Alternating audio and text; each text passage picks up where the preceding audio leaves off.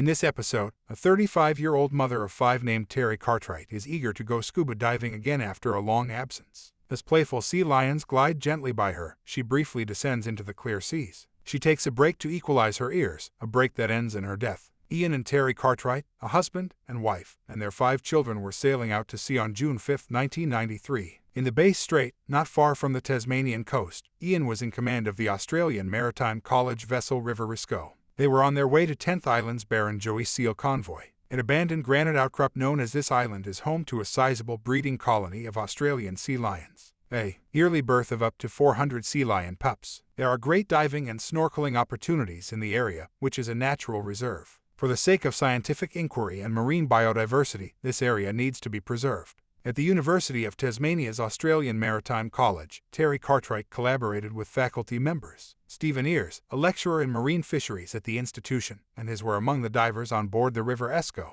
Osborne, Josephine Terry, and Josephine had been invited by Stephen to join him in his research and watch the sea lions' behavior. Terry was anxious to participate and see how the sea lions interacted with each other. They were well recognized for their proximity to the divers in the water, frequent displays of playfulness, and intense interaction with divers. Ian was instructed to anchor in a waterway on the island's southern side by Terry. After navigating the boat to the location, Ian let go of the anchor chain. The depth reading indicated 15 meters, and the distance to the mainland was around 150 meters. Terry clipped up her yellow air cylinder as Stephen raised it and placed it on her back.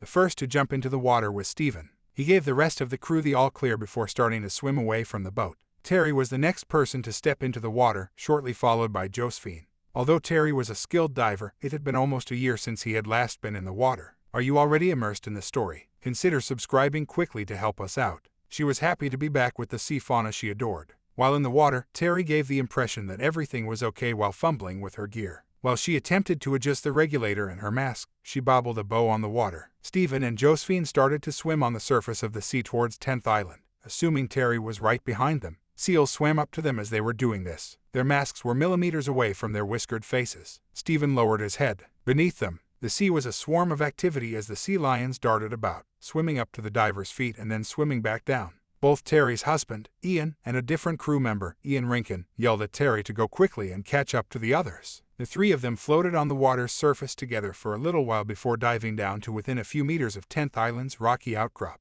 Terry was in awe of the view as they descended beneath the ocean's surface. Stephen and Josephine reached the ocean's bottom and peered up to see. The clarity was excellent, and she watched as the sea lion floated by with ease. As she descended, Terry paused. The pressure in Terry's ears increased. She blew and squeezed her nose, but nothing happened. Each time, she dove further. Her ears started to hurt more. She made numerous attempts to make herself more equal. Then, out of nowhere, she was struck with a powerful blow. As she was hurled through the water, it knocked the air out of her lungs. She had the regulator pulled out of her lips, and a flurry of bubbles engulfed her. Stephen and Josephine were astounded when they hovered barely over the water's surface. Great white shark torpedo 15 feet long slams onto confused Terry. In response to the shark's single attack, Terry spun around. She cried out quietly as its massive maw engulfed her body. Her mouth was blowing bubbles of air. Stephen and Josephine watched in terror as their friend was consumed by a red shadow. They huddled behind the submerged rocks, hardly daring to peek over the top as the shark devoured her and tossed her body around in the water. The sea lions all dispersed, either swimming away or jumping onto them.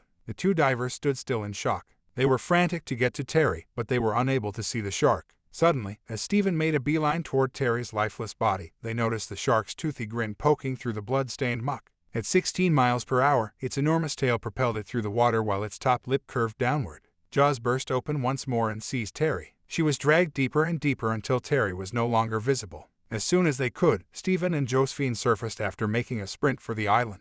Ian, who was inconsolable, assumed control and spent more than 30 minutes searching the area in his boat. The couple's 6-year-old quadruplets and 11-month-old boy were waiting quietly on the boat with no sign of crying when he had to break the heartbreaking news to them. A sea and air search was started after Ian radioed Bell Bay for assistance. Great white sharks visit the seas off 10th Island because prey is abundant there. Little sea lion pups that have little experience in the water are often taken. A 15-feet great white is an accessible target for any injured or wandering sea lions. Terry had briefly hung herself midway up the water column while she sought to equalize her ears. She might have been mistaken for a struggling sea lion because of her mostly black attire and her surroundings. Many people thought that Terry Cartwright was mistaken for someone else and that this mistaken identity was what horrified her. Final disease. Thanks everyone for listening to this story. If you enjoyed it, please let us know by subscribing to the channel and leaving a like. See you in the next story.